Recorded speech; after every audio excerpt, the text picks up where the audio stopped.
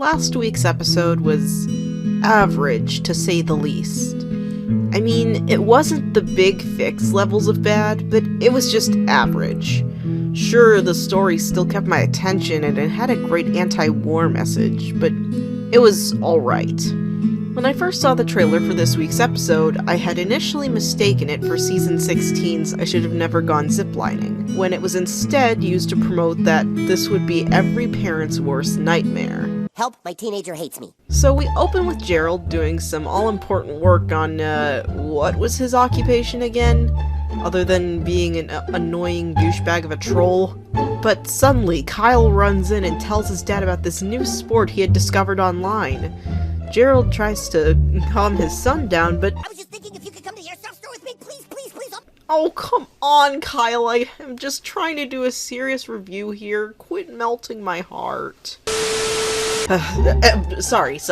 So the duo stopped at this airsoft armory, which is one of many things that Sheila would not approve of. The cashier reassures Gerald that the weapons and ammo are all completely safe, but the people who actually play airsoft are not. Who are those people, you may ask? Teenagers. This scene starts off with a bunch of bruh jokes. I mean, that shit'll never die. I mean, I even say bruh from time to time, varying on the situation. We're introduced to our two teams, the teenagers being Team Rogue Wolf, and our forward boys being Team Floppy Wiener. Can we just appreciate that South Park is finally returning to normal here? What do I mean by normal, you may ask? By normal, I mean there's no overuse of Tegrity Farms that's shoved in your face every episode. No more COVID specials, just a normal season with normal episodes. As it should be. After a protest from one of the teenagers, the kids are then split up with a couple of other group members. Cue the so-called dramatic montage of the two teams at each other's throats, and Cartman dying. Rest in pee-pees, old friend. All death jokes aside, the kids enjoyed their first day of airsoft, and they all promised to do it again all the time. It's honestly great to see the four boys actually enjoying themselves for a change. It's been, what, 2 or 3 years since we actually saw that? Also, nice continuity of using Cartman's hot dog house for a brief moment. Though within minutes, our four protagonists face the harsh truth about their friends. The teenagers are flat-out douchebags.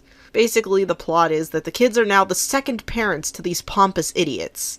And Matt and Trey seem to really be pushing it on the stereotype that all teenagers, or more specifically teenage boys, are lazy, good-for-nothing bums. And this worsens when in the middle of a game, Stan calls Kyle and asks why he hasn't shown up yet. Only to find out that Kyle is taking his teenager to go out and buy hair gel. The kids then figure out what it's like to be parenting a teenager, and judging by what I've seen so far, it's a nightmare. And this is one of many reasons why I don't want to have kids when I grow up. So after a failure to connect with the kids on a camping trip, Kyle decides to quit airsoft and... I'm not crying, I'm just peeling onions. Wait, why is the camera zooming in on my face? Hello? Somebody? Sorry about that, folks.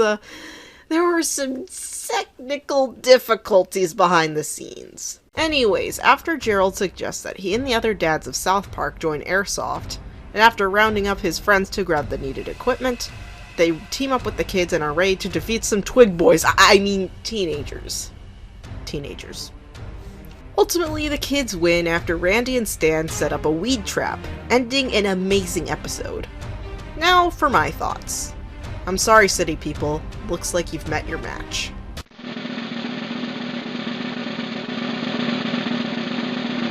Bruh. Should I take them out now? Not yet. We still have a few good years before they turn into monsters.